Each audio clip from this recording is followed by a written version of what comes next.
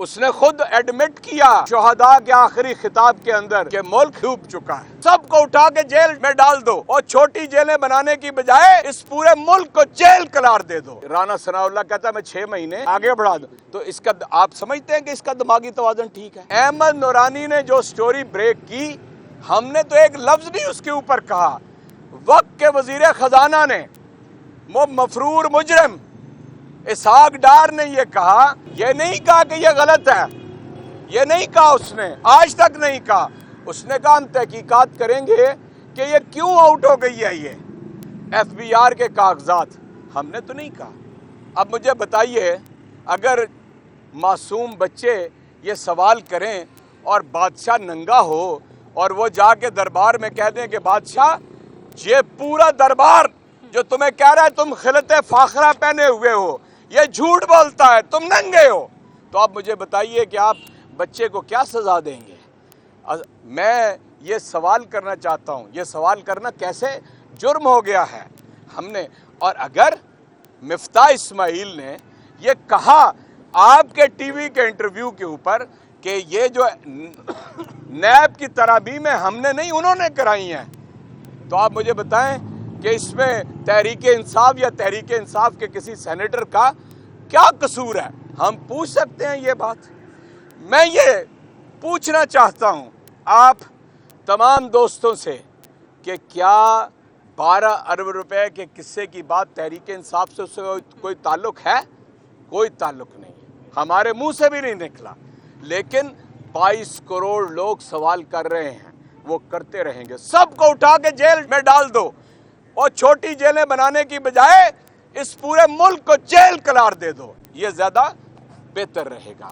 اور اس کا دروغہ وہ بدنام زمانہ سمگلر جس کے بارے میں جناب جنرل عارف ملک صاحب نے کہا تھا کہ یہ ہیروئن کا سمگلر ہے، ریاض سمرو جو اے این ایف کے ترجمان تھے انہوں نے کہا تھا 15 کلو ہیروئن اس سے برآمد ہوئی ہے۔ میں بحیثیت chairman narcotics control committee of senate یہ سوال کرتا ہوں سپریم کورٹ کے سامنے کہ 2019 کے اندر اس کے اوپر فرد جرم عائد ہو چکی ہے۔ کیا ہے ہمارا نظام عدل؟ کہاں سے انصاف ملے گا؟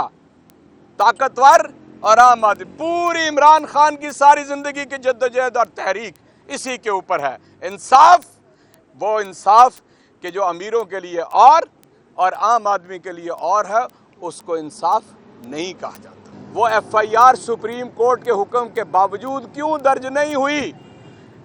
سپریم کورٹ نے حکم دیا تھا اسلام آباد میں کہ ایف آئی آر درج کی جائے، اور میں وکلاء کے جلو میں کھڑا ہو کے یہ کہتا ہوں کہ سپریم کورٹ کا حکم یہ ہے کہ متاثرہ فریق جو وہ کہ جس کے اوپر ظلم ہوا ہو، فائرنگ ہوئی ہو، وہ در حقیقت وکٹم جو ہے وہ جو ایف آئی آر کٹائے وہ ایف آئی آر ہوتی ہے، ادھر ادھر ایف آئی آر نہیں ہوتی۔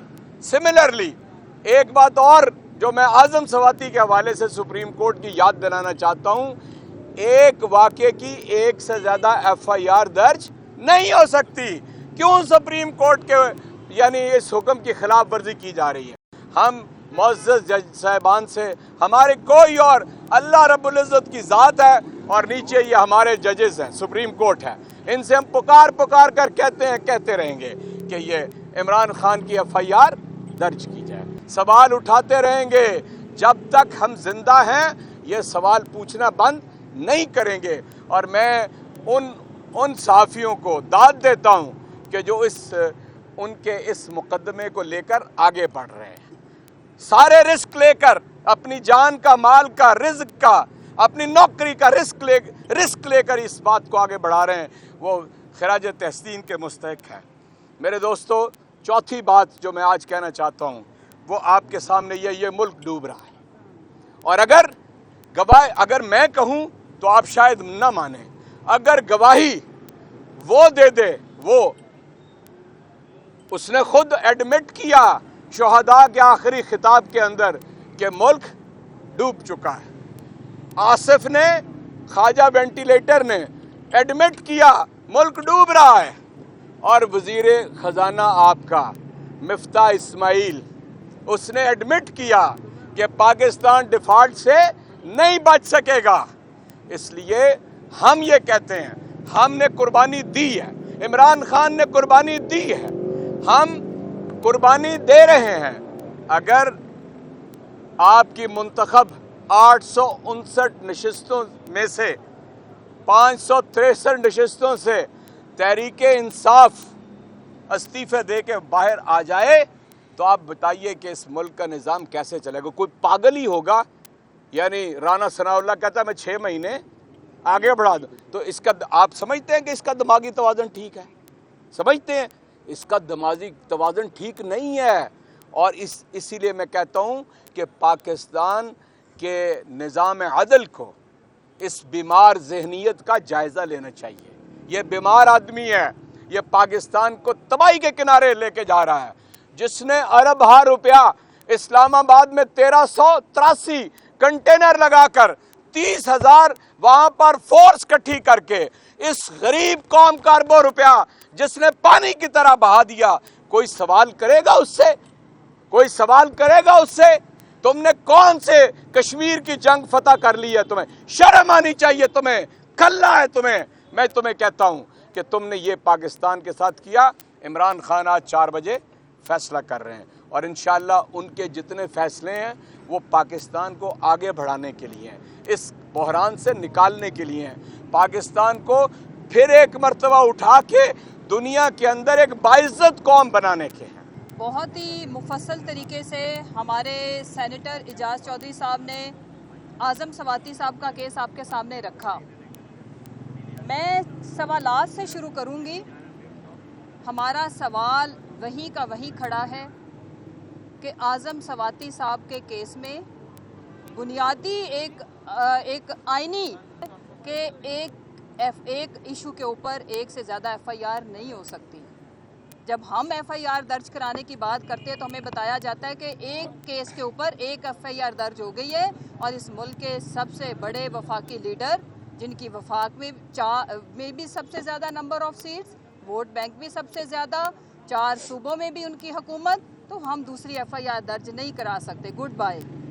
اور پھر اس کے بعد قانون کو نا موم کی ناک بنایا ہوا ہے۔ اعظم سواتی صاحب پنڈی میں بات کرتے ہیں اور ماشاءاللہ سے سندھ کے اندر بھرمار لگ جاتی ہے ایف آئی آر کے اندر، جو کرمنلز کی اماج گاہ، جنہوں نے اس ملک کو لوٹ کے، جنہوں نے اس ملک کا بیڑا غرق کر دیا ہے، وہاں پہ ایف آئی آر پہ ایف آئی آر۔ سوال یہ ہے میرا بڑا معصومانہ با ادب کہ پہلے مہذب کام کرنا سیکھیں۔ جب آپ غیر اخلاقی کام کرتے ہیں تو غیر اخلاقی زبان کو سہنے کا حوصلہ بڑھائیں، ہمت کریں۔ اگر آپ نے لوگوں کی چادر 4 دیواری، ان کے انسانی حقوق، انسانیت کو پامال کرنا ہے، آپ نے مقدس رشتوں کو پامال کرنا ہے، تو آپ کے لیے کیا کوئی قوم پھول چڑھے گی؟